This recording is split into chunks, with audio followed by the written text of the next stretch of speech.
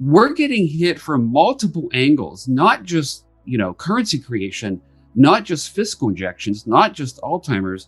It's going to come from multiple directions.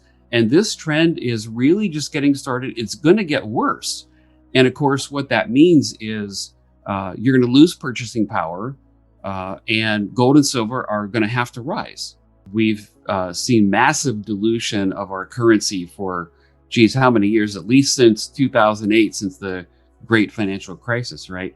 But a lot of that dilution ended up, all that currency creation ended up going into asset prices, right? Into stocks, into real estate. And those things have really exploded in value, right? In price.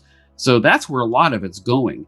But what's happening now is that not only is that pace picking up in light of the pandemic, but now we're going to see fiscal injections. And fiscal injections are different than monetary debasement. Fiscal is where they're just going to create currency and they're just going to inject it directly into the economy. That's very different because that's going to go right into products, wages, supply chains, etc., in order to rebuild infrastructure and all these things that he has planned. So that hasn't even started yet. So all the inflation we've had, the fiscal injections haven't even taken place yet. That's still in the future. They're not agreeing on it. They're pretty far apart still. But it's safe to assume there's going to be some level of fiscal injection, probably on the $1 trillion level, maybe $2 trillion level. Democrats want 2.5, Republicans want half. So it's going to be somewhere in between there. And again, that is going to lead to even greater inflation than what we've had so far. If you own gold, it doesn't matter if I'm right about inflation or if you're right about deflation or stagflation. Stagflation to me seems like a more likely outcome here over the next couple of years than anything else, than strict inflation or strict deflation. All of those scenarios are very supportive for the gold and silver owner. If you have meaningful exposure to physical gold and silver, you're protected. You're protected. You have a wall of defense up that's not going to be penetrated by any of those events. So you could guess inflation and we get deflation. You're wrong, and yet you're right with your investments if you own gold. Because gold will protect you in those environments. It really will. Historically, it has protected against high inflation. It's protected against deflation. It's protected against, stagflation. So whatever inflation we get, it's okay if you own gold. Our deficit spending per GDP right now is actually higher now than it was in World War II per GDP. You have all this currency creation. So you put those three things together, and that's a toxic formula. That's a perfect storm for higher inflation, loss of purchasing power, greater, higher prices in gold and silver. The Fed has already told us, and other central bankers have already told us exactly how they're going to handle any event. They're going to create currency. They're going to deficit spend. That's going to get added to the debt. That's their formula. And they can talk all they want. Forward guidance is actually a tool of the Fed. And that's just basically talking and saying, well, we think inflation is transitory. That's an example of forward guidance from the Fed. That's a tool that they use and they rely on, is just talking and trying to reassure the markets, But all of this is going to add up to some kind of event that causes either some type of crisis or a complete loss of faith in central bankers, in the Fed, and in government.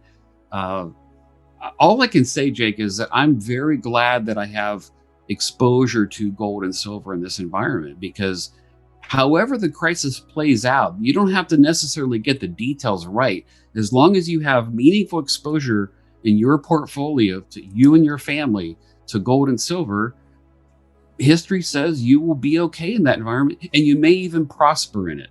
Here's one thing that some of these economists are not talking about, and that is that if this continues at this pace, the Fed would be forced to raise rates by foreign governments, by foreign entities, by the foreign companies and governments that own treasuries.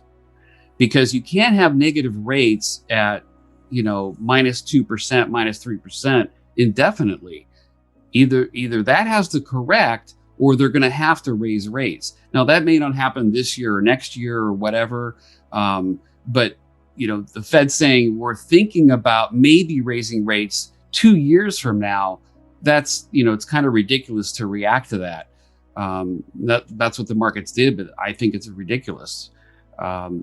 But sooner or later, that has to change. They're going to have to correct that, and foreigners may force them to raise rates. That's when it could get really interesting, because the Fed can't afford to raise rates, right? Interest on our debt is one of the biggest parts of our budget. Making it bigger when they're already $1 trillion in deficit every year is going to make it worse. And yet they could be forced to do it. That would be a very interesting situation. That could even lead to the beginning of the end for the US dollar. Who knows?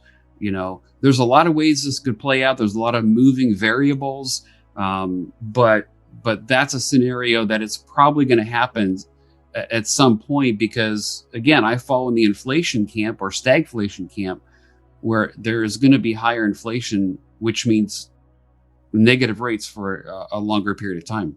A lot of people that were wealthy in the after the Great Depression invested during the Great Depression, during the big sell-off. And so for anyone who's frustrated at, they think gold and silver prices should be higher, well, this is your opportunity, because they're likely to be much higher here coming in the future. So I didn't create this opportunity. I'm simply observing it, like many other people have, and starting with Mike Maloney and many others. I didn't create it. I'm just trying to take advantage of and actually protect myself from it. The Fed and other central bankers have created this environment where they're going to basically destroy the currency. You're going to lose purchasing power. What is the best way to profit from that? Well, maybe stocks for a while, real estate for a while, but the biggest beneficiary in the long run, especially when a crisis comes, is going to be gold and silver. So, I, along with many others, have recognized that, and that's where I want to be, because I think that is where the best opportunity is, not just playing defense, but playing offense as well, and trying to capitalize on that and become part of the new wealthy. That's kind of the idea. And that happens during crisis. That's when you become wealthy, is during bear markets, is during crisis, and how you respond to that. So that's how I've been preparing for it. The point is, nothing lasts forever. That can't last forever. And those markets have their own dynamics as well. Supply and demand in housing, and prices just get too unaffordable and have to correct, or rates go up. That could force prices down too, right? So they each have their own dynamics. I think in the big picture, the ultimate target of investors is going to be the gold and silver markets,